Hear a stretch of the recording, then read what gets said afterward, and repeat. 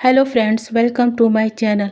यह मेरे वांगसियान FF you belong to my heart का पार्ट 4 है। इसके प्रीवियस पार्ट्स अगर आपने नहीं देखे हैं तो उसका लिंक मैंने वीडियो के डिस्क्रिप्शन बॉक्स में दे दिया है, वहां से जाकर चेक कर सकते हैं। फ्रेंड्स, वीडियो शुरू करने से पहले मैं आप लोगों से कहना चाहती हूँ कि अगर आपको मेरी वीडियो पसंद आए तो प्लीज़ इसे लाइक करिएगा, शेयर करिएगा और अपने कमेंट देना मत भूलिएगा। साथ ही साथ मेरे चैनल को सब्सक्राइब करना भी मत भूलिएगा। मेरी तबीयत काफ़ी ख़राब हो गई थी, इसीलिए मैं अपनी वीडियो अपलोड नहीं कर पा रही थी, तो इसके लिए एक्सट्रीमली सॉरी। तो चलिए अब हम अपनी स्टोरी लाइन पर आते हैं। प्रीवियस पार्ट में आपने देखा था कि विंग चाइना पहुंच चुका था और वह वांग जी और अपने यूनिवर्सिटी के सामने से गुजर रहा था। उसने कहा, वांग जी, मैं तुमसे मिलने आ रहा हूँ। विंग वांग जी के ख्यालों में डूबा हुआ जियांग मैंसन में पहुंचता है। वह कार से बाहर उतरता है और उसके बाद जियांग चैंग को बहुत ही प्यार से बाहर उतारता है। जियांग चैंग, जो जियांग मैंसन को बहुत अच्छे से जानता था, वह बहुत खुश होता है। वह विंग का हाथ पकड़ता हुआ उसे जियांग मैंसन के अंदर दौड़ाता हुआ ले जाता है। विंग भी उसके साथ ही दौड़ रहा था। जियांग चैंग जियांग फैमियान के साथ जियांग मैंसन में आकर रहा करता था। उसकी बहुत सारी यादें जियांग मैंसन से जुड़ी हुई थीं। इसी वजह से उसकी खुशी का कोई ठिकाना नहीं था। वहीं विंग भी बहुत खुश था और उसकी खुशी की वजह वांगजी था। वह वांगजी को देखना चाहता था। जियांग फैमियान के बिजनेस को संभालने में उसके कानों में कई बार लेंस का नाम गुजरा था, मगर वो लैन था लैंसी चैन। विंग ने कभी भी वांगजी का नाम नहीं सुना था। उसे जानना था वांगजी के बारे में, मगर अपने काम में वह इतना उलझ गया था कि वांगजी के बारे में उसे पता करने का टाइम ही नहीं मिला। वह अपनी सोच और उलझनों में खोया हुआ ही था कि तभी एक मेड आती है। वह विंग को डिनर के लिए बुलाती है। विंग जियांग चैंग को लेकर डिनर टेबल के पास आता है। वह जियांग चैंग को अच्छे से बिठाकर डिनर कराता है और खुद भी करता है, और उसे करने के बाद कमरे में ले जाकर जियांग चैंग को सुला देता है। वह सोने ही जा रहा था कि तभी उसकी मेड आती है और कहती है, सर, आपसे कोई मिलने आया है। विंग ने कहा, ओके चलो, मैं आ रहा हूँ। उसे बहुत आश्चर्य हो रहा था कि इस समय कौन उससे मिलने आ रहा है। यहाँ उसके आने की इन्फॉर्मेशन कैसे लीक हो गई, मगर अब वो कर भी क्या सकता है। वह उस पर्सन से मिलने के लिए जाता है। मेड ने उसे मीटिंग हॉल में बैठाया था। विंग उसके सामने जाकर बैठ जाता है। वह पर्सन विंग को वो करता है। विंग पूछता है, कौन हो आप और मेरे डैड ने आपको क्यों भेजा है। उसने अपने हाथों में लिए फाइलों की तरफ नजर दौड़ाई और विंग की तरफ देखते हुए कहा, मुझे सर ने कुछ लोगों की इन्फॉर्मेशन निकाल कर आपको देने के लिए हायर किया था। मैं अपने पर्सनल काम की वजह से कल बिजी हूँ, तो मैंने सोचा कि आज ही मैं आपको दे दूँ। सॉरी, मैंने आपको डिस्टर्ब किया। मैं जानती हूँ कि आप बहुत ज़्यादा टायर्ड होंगे, मगर मुझे सच में कल टाइम नहीं मिलता। सॉरी अगेन, विंग ने कहा, इट्स ओके। वह पर्सन उन फाइलों को विंग को देकर चला गया। विंग एक एक करके सारी फाइलों को पढ़ने लगा। अंत में 3 फाइलें बच गई थीं, जिनमें एक थी वेन कॉरपोरेशन के सीईओ वेन चाओ। विंग ने फाइल को ओपन किया और वेन चाओ की फोटो देखकर उसे इतना गुस्सा आ रहा था कि उसका मन कर रहा था कि वह उसे जाकर अभी मार डाले, मगर वह ऐसा नहीं कर सकता था। उसने खुद पर कंट्रोल रखा और सारी डिटेल पढ़ी और लास्ट में फाइल बंद करते हुए कहा, तो अब आएगा मज़ा। मैं तुम्हें इस तरीके से बर्बाद करूँगा कि तुम ना तो जी पाओगे और ना ही मर पाओगे। इतना कहने के बाद उसने उस फाइल को हटाकर रख दिया। उसने नेक्स्ट फाइल निकाली, जो थी लैंड कॉरपोरेशन के सीईओ लैंसी चैन की। लैंसी चैन की पिक देखते हुए कहा, तो बिग ब्रदर तुम्हारी तरह दिखते हैं वांग जी। इसके बाद उसने सारी डिटेल पढ़नी शुरू की। सिचैन की फाइल सिचैन के तारीफों और उसके अचीवमेंट से ही भरी थी। विंग ने कहा, तो वांग जी के पास इतने टैलेंटेड ब्रदर हैं, मैं तो जानता ही नहीं था। इतना कहकर वह मुस्कुराने लगे और उस फाइल को प्यार से बंद करके नेक्स्ट फाइल की तरफ बढ़ गया। नेक्स्ट फाइल को ओपन किया। नेक्स्ट फाइल लास्ट फाइल थी और लास्ट फाइल थी वांग जी की। वह वांग जी की फाइल को ओपन करता है। वांग जी का पिक देखकर विंग की आंखें भर जाती हैं। वह उसे किस करता है और पढ़ने लगता है। उसकी फाइल में उसके इन्फॉर्मेशन डिटेल लिखे थे। साथ में लिखा था, 5 सालों से लैंस के साथ उसका कोई रिलेशन नहीं है, जिसकी वजह कोई नहीं जानता है। साथ में वहाँ यह भी मेंशन था कि बेंस वांग जी के ओपन एनिमी है। यह पढ़कर विंग की आंखें चौड़ी हो गई। उसने कहा, क्या वांग जी ने मेरी वजह से बेन से दुश्मनी मोल ली है? मगर ये नहीं हो सकता। क्या मैं उसके लिए इतना इम्पोर्टेंट था? ओह, मैं ये क्या सोच रहा हूँ। मगर उसने लेंस से अपने रिलेशन को क्यों ख़त्म किया? और क्या म्याम्या से अभी भी रिलेशन में है? मैरिज तो नहीं हो गई है ना? क्योंकि फाइल में उसके स्टेटस अनमैरिड ही है। ओह, इसमें क्यों बस इतना ही डिटेल है? मुझे इसके बारे में सब कुछ जानना है। मैं क्या करूं? मैं क्या करूं? तभी विंग की मोबाइल रिंग करता है। विंग ने अपना कॉल रिसीव किया। कॉल फेमियान का था। विंग थोड़ा सैड था। उसने कहा, हेलो डैड। फेमियान ने बहुत प्यार से पूछा, विंग क्या हुआ? तुम सैड हो? विंग ने कहा, नहीं डैड। फेमियान ने कहा, बताओ ना मुझे विंग। विंग ने कहा, मुझे वांग जी की पर्सनल इन्फॉर्मेशन नहीं मिली है। फेमियान हंसने लगे। उन्होंने कहा, वो लैंस है और लैन कुरैन के नेफ्यू हैं। और तुम्हें पता है लैन कुरैन कितने क्लेवर हैं? वो अपनी फैमिली की इन्फॉर्मेशन आज से नहीं बल्कि बहुत सालों से ही हाइड रखे हैं। मगर डैड, वांग जी तो उनसे अलग रहता है ना? फेमियान ने कहा, हाँ जानता हूँ, मगर वो लैंस हैं। और तुम इतना परेशान मत हो। अब चाइना गए हो तो उसकी पर्सनल लाइफ में क्या चल रहा है तुम खुद ही पता लगा लोगे। ओके, अब टेंशन मत लो, सो जाओ ना। वो अनमैरिड है, हमें पता है। तुम्हारा चांस है कि तुम उसकी लाइफ में एंट्री कर सको, मगर इसके लिए तुम्हें तो अच्छा दिखना होगा ना। और मैं नहीं चाहता कि अपने प्यार से मिलने की खुशी में तुम रात भर जगे रहो और तुम्हारी आंखों के नीचे डार्क सर्कल बन जाएं। इसीलिए तुम सो जाओ विंग। विंग ने हंसते हुए कहा, आप मेरे डैड हो, आप ऐसी बातें कैसे कर सकते हो? रिप्लाई में जियांग फेमियान ने कहा, डैड हूँ तभी तो ऐसी बातें कर रहा हूँ ना। जाओ अब जाकर सो जाओ। विंग ने कहा, ओके अब मैं सो जाऊंगा, आप टेंशन नहीं लो, नहीं तो आपकी आंखों के नीचे भी डार्क सर्कल दिखने लगेंगे। ओके, अब जाइए सो जाइए, मैं भी जा रहा हूँ। गुड नाइट डैड, विंग ने कहा। फेमियान ने भी गुड नाइट विश किया और सोने चले गए। विंग के ये 2 दिन बहुत ही मुश्किल से गुजर रहे थे। उधर वांग जी का भी यही हाल था। हालांकि वह सांगलन और साओ सिंचन को पता नहीं लगने देना चाहता था कि वो कितना कितना ज्यादा नर्वस है। समय तो बीतता ही है ना। और यह 2 दिन भी आखिर में बीत ही गया। आखिर वो दिन आ ही गया जब पूरे चाइना के बिजनेस वर्ल्ड में हलचल सी फैल गई थी। लगभग सभी बड़ी बिजनेस कंपनियों के सीईओ अपने हाथ में एक फाइल लिए जियांग कारपोरेशन की न्यू बिल्डिंग के एक बहुत ही बड़े लग्जूरियस मीटिंग हॉल में बैठे थे। कुल 6 कंपनियों के सीईओ जिनके दिल में हलचल सी मची हुई थी वहां पर थे। ये सीईओ थे लैन ग्रुप के लैन सिचन, वेंस के वेन चाओ, जिन कंपनी के जिन जुसान और मो कंपनी के मिस्टर मो, नी कंपनी के नीमिनजे और वांगजी कारपोरेशन के लान वांगजी। सभी आज अपनी बड़ी हुई धड़कनों के साथ एक बड़ी सी राउंड टेबल के चारों ओर बैठे हुए थे। वह रूम में किसी के आने की बेसब्री से इंतजार कर रहे होते हैं।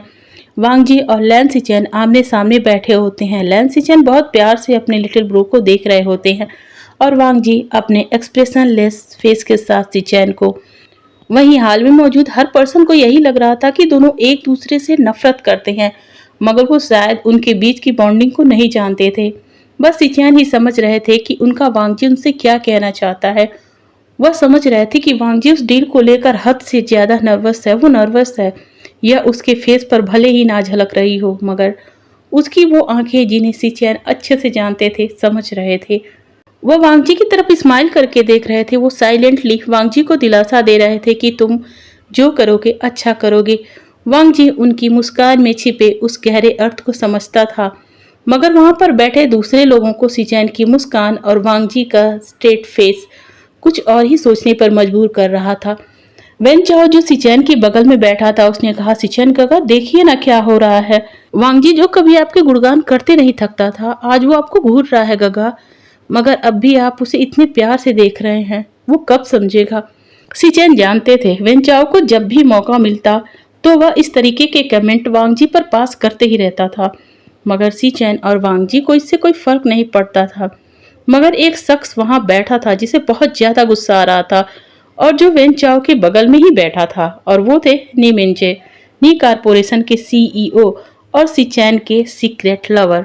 वो सिचैन से तब से प्यार करते थे जब से वो टीनेज में थे। दोनों बेस्ट फ्रेंड हुआ करते थे। हुआ क्या करते थे, वो आज भी बेस्ट फ्रेंड थे। नी मिंजे अपनी फीलिंग सिचेन से बताने से डरते थे। यही वजह थी कि आज तक वो कुछ भी सिचेन से नहीं कह पाए थे। उन्होंने सिचेन से तब बात करना बंद कर दिया था जब सिचेन की मैरिज हो गई थी। सिचेन अपनी वाइफ से बहुत प्यार करते थे और उनका एक बेटा भी है, मगर 7 साल पहले उनकी वाइफ की डेथ एक एक्सीडेंट में हो गई थी, जिसकी वजह से वो बहुत ज़्यादा टूट गए थे और तब उन्हें उनके बेस्ट फ्रेंड की ज़्यादा ज़रूरत थी और नी मिंजे ने उनकी इस ज़रूरत को पूरा भी किया था। तब नी मिंजे उनके करीब आए थे, उन्होंने सिचेन को संभाला। सिचेन से वो फिर भी कुछ नहीं कह पाए। सिचेन के लिए नी मिंजे लाइफ लाइन थे। वो नी मिंजे को खुद से दूर नहीं करना चाहते थे। शायद उनकी भी फीलिंग नी मिंजे के लिए बदल रही थी, बदल ही नहीं रही थी, बल्कि नी मिंजे को अपने करीब रखने की वो भरसक कोशिश करते रहते थे। आज यहाँ उनके आने का मकसद उस डील में इंटरेस्ट लेना नहीं था, बल्कि नी मिंजे को मनाना था। नी मिंजे किसी बात से सिचेन से बहुत ज़्यादा नाराज थे। वो उनका कॉल तक रिसीव नहीं कर रहे थे और दूसरी बात यह भी थी कि वह वांगजी से अपनी फीलिंग को शेयर करना चाहते थे और उसकी एडवाइस भी लेना चाहते थे। साथ ही वह इस डील के लिए अपने भाई का हौसला बढ़ाने भी आए थे, क्योंकि ये वांगजी की कंपनी के लिए बहुत ही बड़ी डील होने वाली थी।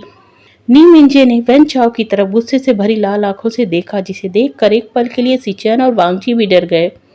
वेन चाओ की हालत खराब हो गई थी, क्योंकि नी मिंजे का डार्क ऑरा बहुत ही खतरनाक था।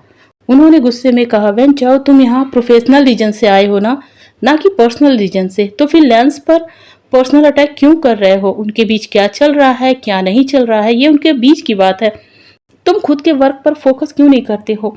वेन चाओ नी मिंजे के इतने खतरनाक रूप को देखकर डर गया था और सिचेन तो सर नीचे कर कर स्माइल ही कर रहे थे। वांगजी तो अपने बिग ब्रदर की इस हरकत पर हैरान था। वो अच्छे से जानता था कि नी मिंजे उसके बिग ब्रदर को लेकर बहुत प्रोटेक्टिव है, मगर सिचेन को नहीं पसंद था कि कोई उनके लिए स्टैंड ले। वो हमेशा से अपने पर्सनल मैटर खुद ही हैंडल करते थे, किसी को भी कुछ भी कहने का अधिकार नहीं देते थे। मगर आज क्या हो गया है उनके ब्रदर को, उसे कुछ समझ नहीं आया। वो नी मिंजे को कुछ कहने के बजाय मुस्कुरा क्यों रहे थे? वांगजी अभी सिचेन के बारे में सोच ही रहा था कि मीटिंग हॉल का डोर ओपन होता है और एक हैंडसम पर्सनालिटी उस हॉल के अंदर चली आ रही थी। उसके शार्प फीचर पर सबकी निगाहें टिक गई थीं, मगर उसका कोल्ड एक्सप्रेशन उसके ब्यूटीफुल फेस को इग्नोर कर सबको संभल कर रहने के लिए आगाह कर रहा था। यही वजह थी कि सब के सब अपनी जगह पर साइलेंट बैठे थे, मगर एक शख्स था जिसके हाथ उसकी फाइलों पर कसे थे और उन पर उसकी पकड़ ढीली पड़ने लगी थी। वो अपनी जगह से खड़ा हो गया और सामने खड़े हुए वुसियान को एक टक घूरने लगा। उसके खड़े होने के बाद भी सब लोग खड़े हो गए। उसकी निगाहों की जलन विंग को महसूस होने लगी। वह भी वांगजी की तरफ एक नज़र देखता है और फिर अपनी निगाहें उससे हटाकर चारों तरफ दौड़ाता है। अब तक सभी उठ चुके थे। विवुसियान यानी विंग अपनी चेयर पर आकर बैठता है और उसके बैठने के बाद सभी अपनी चेयर पर बैठ जाते हैं। जब सब बैठ जाते हैं तो विंग अपना इंट्रोडक्शन देते हुए कहता है, हेलो एवरीवन, जैसा कि आप लोगों को पता है कि मेरी कंपनी टॉप पोजीशन पे है और मैं अपनी बिजनेस को चाइना से ही संभालने वाला हूँ। मैं आज अपनी कंपनी के आज तक के सबसे बड़े प्रोजेक्ट के कॉन्ट्रैक्ट के लिए आप लोगों का प्रेजेंटेशन देखना चाहता हूँ। मैं फेयर कंपटीशन में बिलीव करता हूँ, इसी वजह से मैं उन लोगों के साथ कॉन्ट्रैक्ट साइन करता हूँ जिन्हें मेरी तरह फेयर कंपटीशन ही पसंद है। तो आप मेरी बातों को समझते हुए अपने प्रेजेंटेशन को स्टार्ट कर सकते हैं। सब बारी बारी से अपना प्रेजेंटेशन अब देने लगते हैं। सबसे पहले जिन कारपोरेशन की बारी आती है, जिन जुसान अपना प्रेजेंटेशन शुरू करते हैं। विंग उन्हें ध्यान से सुन रहा था और वांगजी विंग को देख रहा था। वह विंग को देख नहीं रहा था, बल्कि उसे घूर रहा था। विंग को भी वांगजी की निगाहें फील हो रही थीं, मगर वह फिर भी वांगजी की तरफ नहीं देखता है और अपने मन में कहता है, ऐसे मत देखो ना मुझे, मैं नर्वस हो रहा हूँ। मैं तुम्हें सामने देखने के बाद खुद को कैसे कंट्रोल कर रहा हूँ मैं ही जानता हूँ। प्लीज़ वांगजी, ऐसे मत देखो ना मुझे, ऐसे मत देखो ना स्वीट हार्ट मुझे। मैं अपने काम पर फोकस नहीं कर पा रहा हूँ। मुझे अपना फोकस तुमसे हटाना ही होगा, नहीं तो मैं कुछ भी हैंडल नहीं कर पाऊंगा। इतना कहने के बाद ही उसने अपनी आंखें बंद की और फिर से जिन जूसन के प्रेजेंटेशन पर फोकस करने लगता है। और वांगजी, उसकी हालत तो बुरी हो गई थी। उसे विंग के फेस जैसा ये पर्सन विंग की याद दिलाने लगा था। वह अपने मन में सोच रहा था कि ये बिल्कुल मेरे विंग जैसा क्यों दिख रहा है। बस इसकी बॉडी लैंग्वेज, बोलने का तरीका मेरे विंग जैसा नहीं है, मगर इसकी आवाज़ विंग के जैसे ही लग रही है। ओह गॉड, मैं क्या करूं? मैं खुद को संभाल नहीं पा रहा हूं। मैं जानता हूं ये मेरा विंग नहीं है, फिर भी मैं अपने इमोशंस पर कंट्रोल नहीं कर पा रहा हूँ। तभी उसके कानों में आवाज़ आती है, जिससे वह अपने ख्यालों की दुनिया से बाहर आता है। वेंग ने जिनजू सन के प्रेजेंटेशन के बाद मिस्टर मो को प्रेजेंटेशन के लिए बुलाया था। थोड़ी देर बाद मिस्टर मो का प्रेजेंटेशन शुरू हो जाता है। इसके बाद नीमिंजे की बारी आती है। नीमिंजे को देखकर वेंग के चेहरे पर अनजाने में एक स्माइल आ जाती है, जिसे देखकर वांगजी के दिल की बेचैनी और भी बढ़ जाती है, क्योंकि ये स्माइल उसके वेंग के जैसी ही थी। वह और भी बेचैन होने लगता है। उस एसी रूम में भी उसके हाथों से पसीने छूटने लगते हैं। पसीना तो उसके माथे से भी निकल रहा था, जिसे सी चैन नोटिस कर लेते हैं और उन्हें भी वांगजी की चिंता होने लगती है। इधर विंग नीमिंजे के प्रेजेंटेशन को सुनता है और अपने मन में कहता है, ये नी हुसैन से कितने अलग हैं। पता नहीं अब नी हुसैन और वेनिंग कैसे होंगे। अभी नीमिंजे का प्रेजेंटेशन खत्म हो जाता है और अब बारी सी चैन की थी। सी चैन विंग की तरफ देखते हैं। विंग का मन उनके लिए रिस्पेक्ट से भर जाता है। सी चैन अपनी प्रेजेंटेशन शुरू करते हैं। विंग तो बस उनमें खो ही जाता है। उनकी काम वॉइस और हर वक्त उनके चेहरे पर रहने वाली वो हल्की सी स्माइल सबको अपनी तरफ अट्रैक्ट करने के लिए काफ़ी था। विंग सी चैन को देखते हुए सोच रहा था, ये कितने कूल दिख रहे हैं, कितने हैप्पी दिख रहे हैं। और वांगजी वांगजी तो इनके बिल्कुल उलट है, पर वो दिखता तो कुछ ना कुछ इन्हीं के जैसा है ना। इनकी आंखें बोलती हैं, मगर वांगजी की आंखों में कोई एक्सप्रेशन नहीं होता है। वह तो बिल्कुल न्यूट्रल दिखाई पड़ते हैं। वे वो सिचैन को यूं घूरता देख किसी को बहुत प्रॉब्लम हो रही थी, और वो थे नीमिंजे, जो जल रहे थे कि कोई उनके प्यार को ऐसे कैसे घूर सकता है।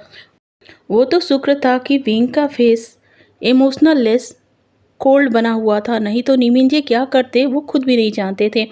थोड़ी ही देर में सी चैन अपना प्रेजेंटेशन खत्म करते हैं। विंग अपने मन में कहता है, गगा का प्रेजेंटेशन इतना इम्प्रेसिव था कि मैं बता ही नहीं सकता हूँ। मुझे इन्हें रिजेक्ट करने के लिए कोई सॉलिड वजह ढूंढनी होगी। इसके बाद वेन चाओ का नंबर आता है। वेन चाओ को जैसे ही विंग देखता है, उसकी बॉडी स्टिफ हो जाती है, उसकी आंखें और भी गहरी हो जाती हैं, उसके चेहरे की कोल्डनेस और भी बढ़ जाती है। यही कुछ वांगजी का था। वेन चाओ अपनी प्रेजेंटेशन बड़ी कॉन्फिडेंटली देना शुरू करता है।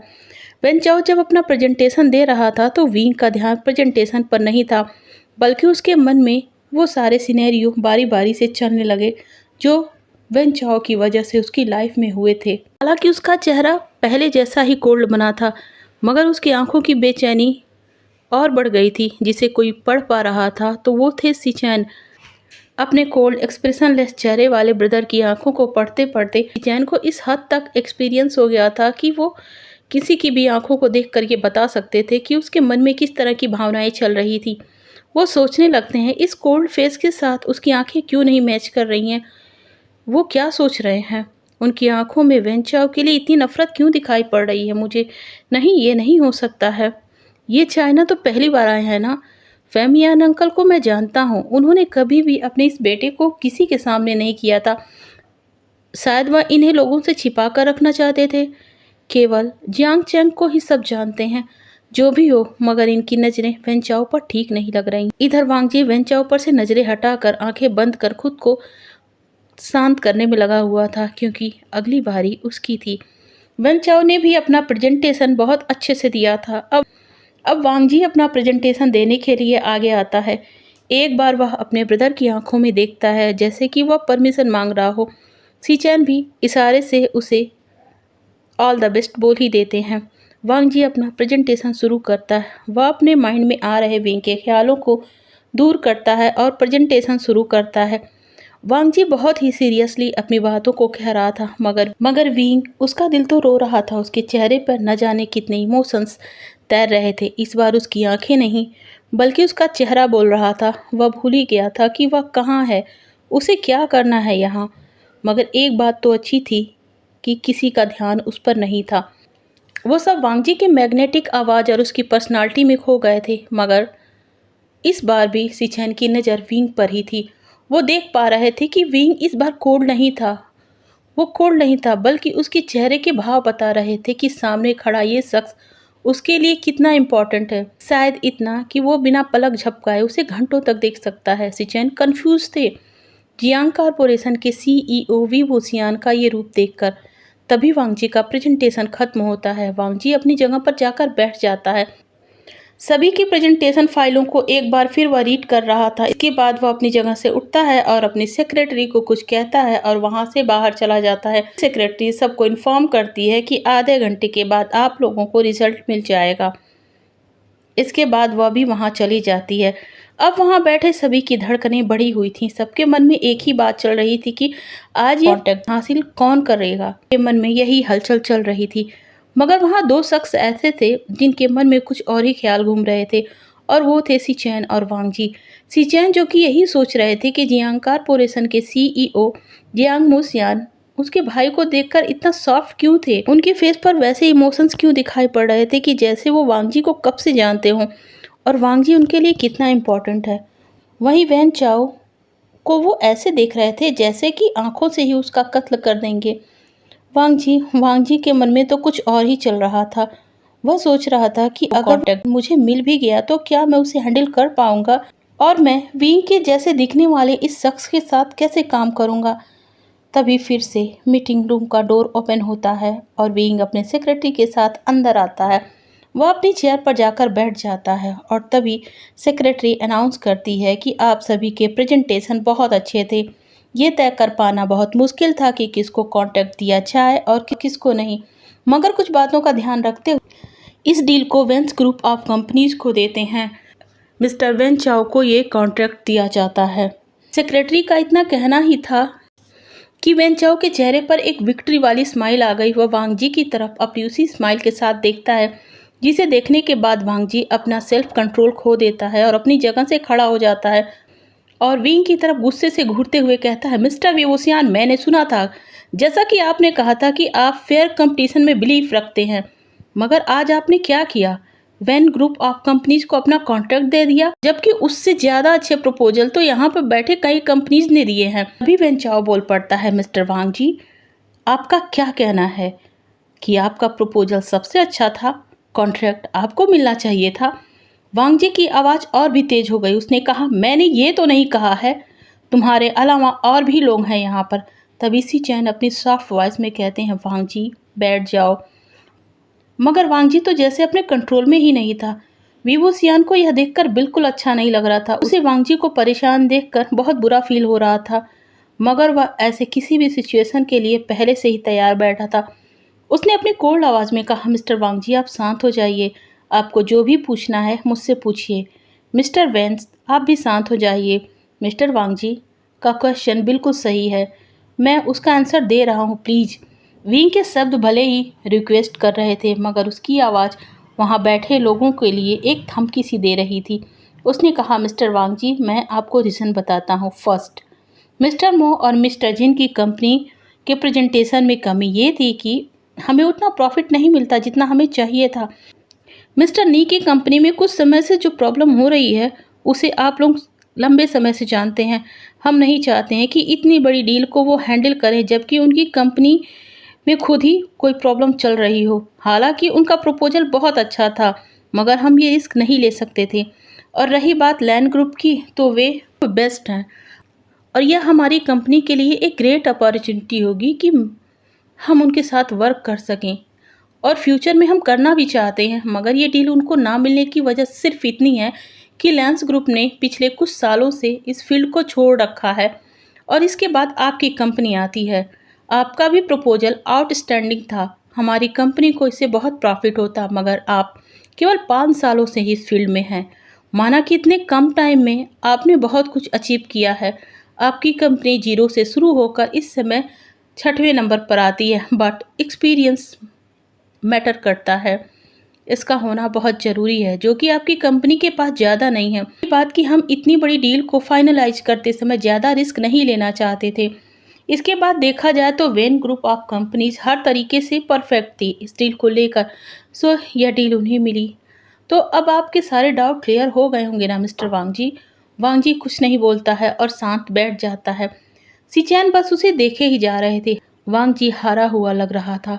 सिचैन को समझ नहीं आ रहा था कि वो इस समय वांग जी को कैसे संभाले, उससे कैसे डील करें। तभी विंग बोल पड़ता, आई होप आप सब मेरी बात अच्छे से समझ गए हैं और आपको कोई प्रॉब्लम नहीं होगी मेरे डिसीजन से। इतना कहने के साथ ही वह वांग जी को एक नज़र देखते हैं। वांग जी अपने चेयर पर सर झुकाकर बैठा था, वह बहुत ही हारा नजर आ रहा था। वह एक छोटी सी स्माइल वांग जी को देखकर करता है, जिस पर किसी की नज़र नहीं पड़ती है, बस सिचैन की पड़ती है, और वहाँ से चला जाता है। मो और जिन भी चले गए थे। फिर वेन चाओ उठता है, जिसके पैर आज जमीन पर पड़ ही नहीं रहे थे। वह सिचैन की तरफ देखता है और कहता है, सिचैन गगा, क्या आप भी वांग जी की तरह दुखी हैं मुझे डील मिलने से? सिचैन ने कहा, नहीं वेन चाओ, तुमने बहुत अच्छा किया था तो डील तुम्हें ही मिलनी थी ना। थैंक्स गगा। इतना कहने के बाद वह वांग जी की तरफ देखता है और कहता है, वांग जी सैड मत हो प्लीज़, अभी तो शुरुआत है, तुम्हें एक से बढ़कर एक प्रोजेक्ट मिलेंगे ही, टेंशन मत लेना प्लीज़। अपनी टीचिंग वॉइस में यह बोलकर वेन चाओ वहाँ से चला गया। सिचैन वांग जी से कहते हैं, वांग जी चलो हमें चलना चाहिए। मगर वांग जी तब भी वहीं बैठा था। उसने धीरे से कहा, मैं हार गया गगा, मैं हार गया। मैं विंग से नजरें कैसे मिलाऊंगा? सिचैन ने जब अपने भाई की इतनी वीक सी आवाज़ सुनी तो उसकी आंखें आंसुओं से भर गई। सिचैन को ऐसा देख नी मिंजे भी तड़प गए। उन्होंने सिचैन का हाथ कसकर पकड़ लिया। तभी एक बार फिर उस हॉल का डोर ओपन होता है और विंग की सेक्रेटरी वहां पर आती है। उसने कहा, मुझे लगा कि मिस्टर वांग जी आप चले गए होंगे, मगर थैंक गॉड आप मुझे यहीं मिल गए। सर ने आपको अपने केबिन में बुलाया है। वांग जी, नी मिंजे, सिचैन तीनों चौंक गए। सिचैन ने वांग जी की तरफ देखा और कहा, वांग जी तुम्हें उनसे मीटिंग करनी चाहिए, हम बाहर कार में तुम्हारा वेट कर लेंगे। तभी सेक्रेटरी ने कहा, नहीं सर, आपको बाहर जाने की ज़रूरत नहीं है, आप चाहें तो यहीं पर बैठ सकते हैं जब तक सर मीटिंग करके नहीं आ जाते हैं। प्लीज़ सर चलिए ना। वांग जी को कुछ समझ नहीं आ रहा था। मीटिंग ओवर होने के बाद उससे मिलना क्यों चाहता है विवोसियान? क्या वो वांग जी के मिसबिहेव के लिए उसे कुछ सुनाने वाला है? वांग जी यही सोच रहा था कि सिचैन तुरंत कहते हैं, वांग जी जाओ, जो होगा हम देख लेंगे। वांग जी ने अपना सर हिला दिया और वहां से चला गया। सिचैन और नीमिंजे वहीं बैठ जाते हैं। सिचैन मन में यही सोच रहा था कि ये विवोसियान कितना मिस्टीरियस पर्सन हो गया है उनके लिए। आखिर में वो उनके भाई से क्या बातें करना चाहता है। विंग की सेक्रेटरी ने विंग के केबिन का डोर ओपन किया, वांग जी को अंदर जाने का इशारा किया। वांग जी विंग के केबिन में दाखिल होता है। इस वक्त विंग की नज़र एक फाइल में अटकी थी, मगर उसका दिल इतनी तेजी से धड़क रहा था कि वह खुद को संभाल ही नहीं पा रहा था। मगर उसे खुद को संभालना ही था, क्योंकि आज वो विंग नहीं विवोसियान था। उसने अपनी नज़रों को वांग जी पर टिका दिया और बैठने के लिए कहा। वांग जी, जिसके चेहरे पर कोई एक्सप्रेशन नहीं था मगर उसकी आंखें गुस्से से जल रही थीं, वह चेयर पर विंग के सामने बैठ जाता है। विंग उसे देखता है। विंग अपने मन में कहता है, इसका फेस तो पहले ही जैसा है, मगर इसकी क्यूटनेस खो गई है। अपनी एज से ज़्यादा मैच्योर क्यों लग रहा है ये? मैंने स्टडी किया था, जितनी भी जानकारी मुझे मिली, इसने बहुत ज़्यादा मेहनत की है खुद को यहाँ तक लाने में। यहाँ तक कि अपनी लैंड फैमिली का भी सपोर्ट नहीं लिया, बस अपनी लाइफ की सारी हैप्पीनेस वेंस को बर्बाद करने में लगा दी है। क्या सच में मैं ही इसकी वजह हूँ? मगर मैं इसके लिए इतना इम्पोर्टेंट तो नहीं था। वांग जी ने विंग जो अपने ख्यालों में ही उलझा था, वांग जी अब बहुत ही इरिटेट हो गया था। उसने कहा, मिस्टर विवोसियान, आपने मुझे यहाँ क्यों बुलाया है? बैठे रहने के लिए? जो कहना हो कहिए। वांग जी की आवाज़ इतनी कोल्ड थी कि विंग एक पल के लिए डर ही गया था। वह अपने होश में आया। उसने कहा, ओह सॉरी मिस्टर वांग जी। वांग जी ने कहा, इट्स ओके, तो आप मुझे बताएंगे कि आपने मुझे यहाँ क्यों बुलाया है? विंग ने मुस्कुराते हुए कहा, इतनी भी क्या नाराज़गी मिस्टर वांग जी, क्या हम बातें नहीं कर सकते हैं? वांग जी अपने चेयर से उठकर खड़ा हुआ। उसने गुस्से से कहा, मेरे पास फिजूल बातें करने का टाइम नहीं है, मैं चलता हूँ। तभी विंग वांग जी की तरफ एक फाइल को बढ़ा देता है और कहता है, प्लीज़ मिस्टर वांग जी बैठ जाइए और इसे पढ़िए।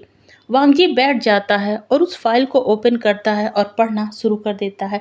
जैसे जैसे वो फाइल को पढ़ता है, उसके चेहरे की डार्कनेस और गहरी होती जाती है। वह उस फाइल को लेता है और विंग के ऊपर फेंकता हुआ खड़ा हो जाता है और कहता है, आपकी हिम्मत कैसी हुई ऐसे किसी भी कॉन्ट्रैक्ट को मेरे सामने रखने की? इस समय उसकी आंखें इतनी ज़्यादा खतरनाक लग रही थीं कि जैसे वह विंग को सामने से मार ही डालेगा। दूसरा कोई होता तो एक पल के लिए डर ही जाता, मगर वो विंग था। उसने एक दूसरी फाइल वांगजी के सामने रख दी और कहा, मिस्टर वांगजी प्लीज इसे भी पढ़ लीजिए, इसके बाद मेरे ऊपर फेंक दीजिएगा। वांगजी बैठ गया और उसे पढ़ना शुरू कर दिया।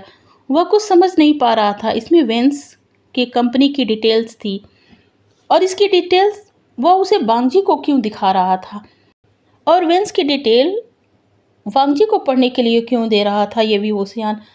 उसने विंग को धमकी देते हुए कहा, मिस्टर विवोसियान आप मुझे पहेलियां बुझाना बंद करिए और सीधे सीधे बताइए कि आप क्या चाहते हैं।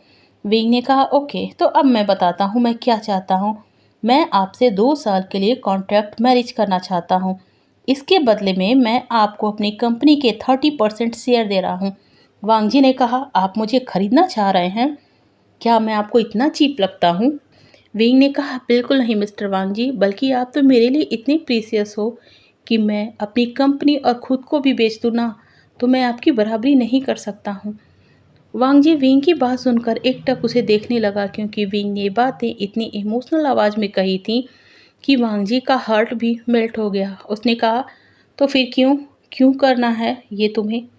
विंग ने कहा, ये समझ लो कि आप पर मेरा दिल आ गया है। वांगजी ने कहा, ओह तो मैं दिल बहलाने वाला खिलौना लग रहा हूँ आपको? वांगजी ने बातें इतनी फनी अंदाज में कही थी कि विंग मुस्कुरा उठा। उसने कहा, मैं आपको खिलौना समझूं? मेरी इतनी औकात नहीं है मिस्टर वांगजी। मैं तो बस ये चाहता हूँ कि 2 सालों तक के लिए आप मेरे साथ कॉन्ट्रैक्ट मैरिज में रहें और इसके बाद अगर आपको मैरिज कंटिन्यू नहीं करना तो आप डाइवोर्स ले सकते हैं। और हाँ, आप चाहें तो इन 2 सालों में अपनी गर्लफ्रेंड के साथ भी रिलेशन रख सकते हैं। इससे मुझे कोई प्रॉब्लम नहीं होगी। साथ ही इसके बदले मैं मेरी कंपनी के 30% शेयर भी आपके नाम कर दूंगा, जिससे आपकी कंपनी वेंचाओ की कंपनी के बराबर या शायद उससे भी ऊपर हो जाएगी और मेरे उस डील को ऑब्जर्व करने की अथॉरिटी भी आपके पास ही होगी। तो आप इसका यूज कैसे भी कर सकते हैं, चाहे तो वेंस को बर्बाद करके भी। विंग की ऐसी बातें सुनकर वांगजी उसकी तरफ अपनी बड़ी बड़ी आंखों से घूरने लगता है। विंग ने कहा, ऐसे मत देखिए, आप इस बात का रीज़न मुझसे पूछना चाहते हो मगर मैं ये नहीं बताना चाहता हूँ, प्लीज़।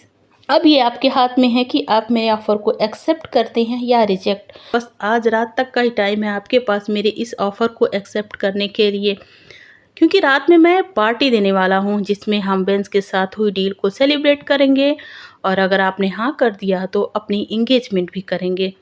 तो अब आप जा सकते हैं। सॉरी, मैंने आपका बहुत टाइम वेस्ट कर दिया है। वांगजी जिसे कुछ समझ नहीं आ रहा था वह अपनी जगह से उठा और बिना विंग को कुछ कहे डोर की तरफ जाने लगा। जब देखा कि वांगजी उसकी तरफ नहीं देख रहा है, उसने कहा, आई होप मिस्टर वांगजी आप मुझे निराश नहीं करेंगे। वांगजी कुछ नहीं बोलता है। वह वहाँ से बाहर निकल कर आ जाता है। सेक्रेटरी उसे फिर मीटिंग हॉल में ले जाती है जहाँ नी मिंजे और सिचेन कॉफ़ी पी रहे थे। सिचेन वांगजी को देखते हैं और उसके चेहरे को पढ़ने की कोशिश कर रहे होते हैं। सिचेन ने कहा, क्या हुआ वांगजी, मीटिंग हॉल में सब कुछ ठीक था? वांगजी ने कहा, आप चलिए मैं आपको रास्ते में ही बताऊंगा। नी मिंजे भी वहीं थे। तभी वांगजी ने कहा, नी मिंजे गगा थैंक्स मेरा वेट करने के लिए, चलिए अब हम चलते हैं। इसके बाद तीनों जियांग्स कारपोरेशन से बाहर निकल गए थे। अपनी नी मिंजे सिचेन और वांगजी को बाय बोलकर अपनी कार में वहां से चले गए।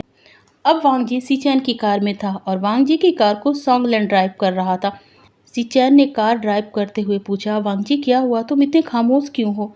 क्या कुछ बहुत बुरा हो गया है? उस मीटिंग में क्या हुआ था? उस मीटिंग में क्या उसने तुम्हें कोई धमकी दी है? बताओ ना, क्या कहा था उसने तुमसे? वांगजी ने धीरे से कहा, उसने मुझसे कॉन्ट्रैक्ट मैरिज करने की बात कही है गगा।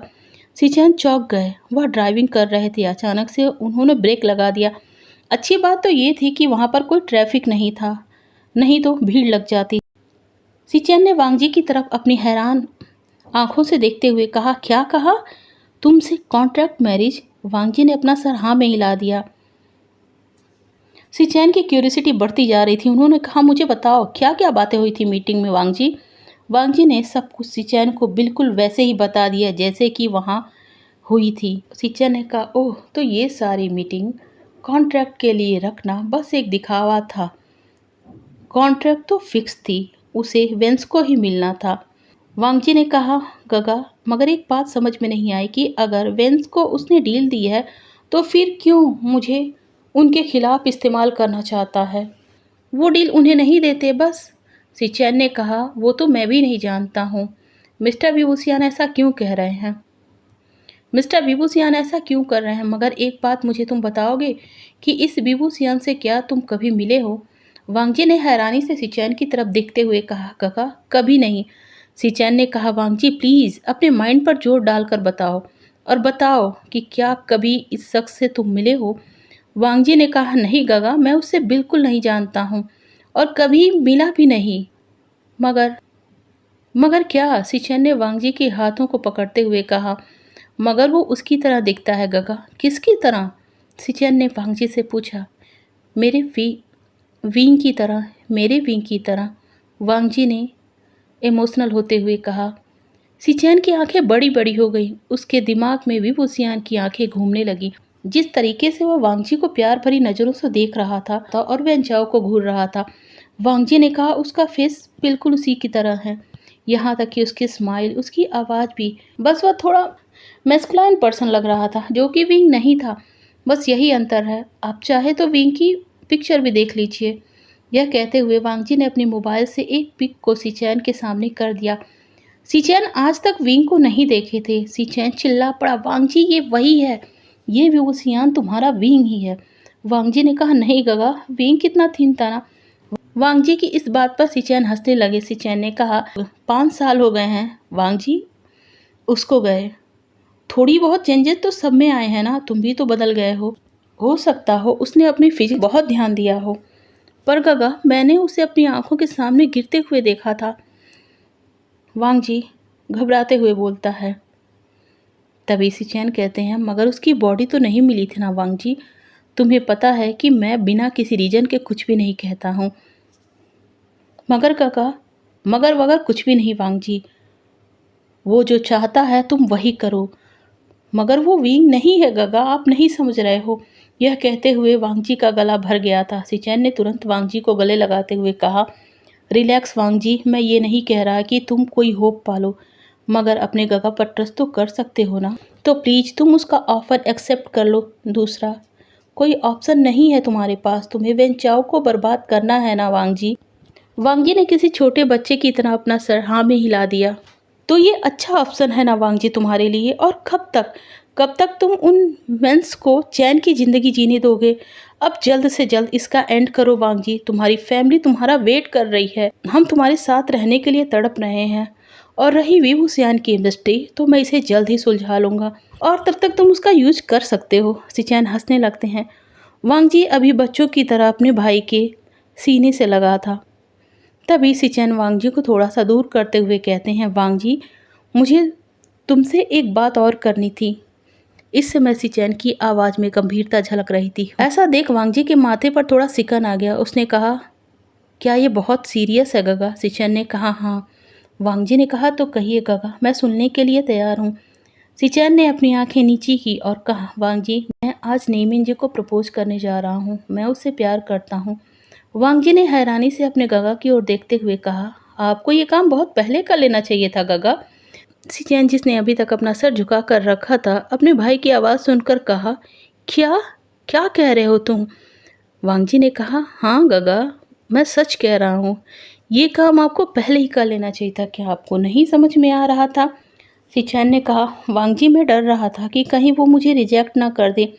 वांगजी ने सिचैन के दोनों कंधों पर अपना हाथ रखते हुए कहा, ये हो ही नहीं सकता गगा। उनकी आंखों में भी झलकता है कि आप उनके लिए क्या हैं। मगर क्या सिजुई को ये पता है? आप उसे क्या बताएंगे? सिचैन ने कहा, मैं पहले तुम्हें बताना चाहता था, इसके बाद ही मैं किसी और को बताऊंगा। ओके गगा, पहले आप उन्हें प्रपोज कीजिए और फिर मुझे बताइए। सिचैन ने मुस्कुराते हुए कहा, हाँ जरूर वांगजी। वांगजी ने अब सीरियस फेस बनाते हुए कहा, तो मैं आपको उनके साथ मेरी इंगेजमेंट की पार्टी में इनवाइट कर रहा हूँ। रात को जरूर मिलिएगा। वांगजी की बात सुनकर सिचैन शॉक्ड हो गए। उसने कहा, मगर वांगजी ये डिसीजन तुमने कब ले लिया? अभी तो इसके बारे में हम बात ही कर रहे थे। वांगजी ने हंसते हुए कहा, अभी इसी वक्त। आपको अपनी बात याद है ना, विभूषियान के बारे में आपको सब पता लगाना है। शीचेन ने कहा, हाँ ज़रूर, मैं ये काम आज ही से शुरू कर दूंगा। वांग जी ने कहा, नहीं, आज से नहीं, आपको ये काम कल से शुरू करना है। आप जल्दी से पता लगाइएगा, नहीं तो मुझे डर है कि वह कहीं वेन चाओ के साथ मिलकर मुझे ही ना चीट कर दे। यह सुनने के बाद ही चैन कहते हैं, नहीं, ऐसा बिल्कुल नहीं होगा, क्योंकि मेरा एक्सपीरियंस तुमसे ज़्यादा है और मैं ये दावे के साथ कह सकता हूँ कि वो भी वुसियान वेन चाओ को चीट कर सकता है, तुम्हें नहीं। ओके फ्रेंड्स, आज की वीडियो मैं यहीं पर एंड करती हूँ। मैंने सोचा था कि ये पार्ट आज लास्ट होगा, लेकिन नहीं हो पाया। मेरी तबीयत काफ़ी ख़राब थी, इसलिए मैं रिकॉर्डिंग भी नहीं कर पा रही थी। तो आप मेरी बातों को समझ रहे होंगे। नेक्स्ट पार्ट में जल्दी ही लेकर आऊँगी। Okay, thank you.